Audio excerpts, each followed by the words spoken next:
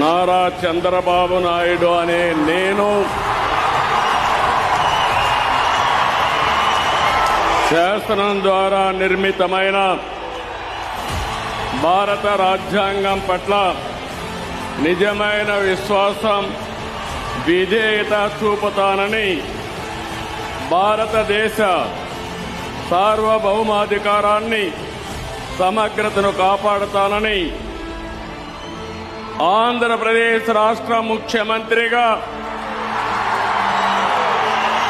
నా కర్తవ్యాలను శ్రద్ధతో,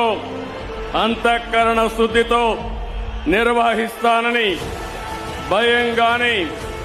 పక్షపాతం గాని, రాగద్వేషాలు గాని లేకుండా రాజ్యాంగాన్ని, శాసనాలను అనుసరించి ప్రజలందరికీ న్యాయం చేకూరుస్తానని దైవ సాక్షిగా ప్రమాణం చేస్తున్నాను.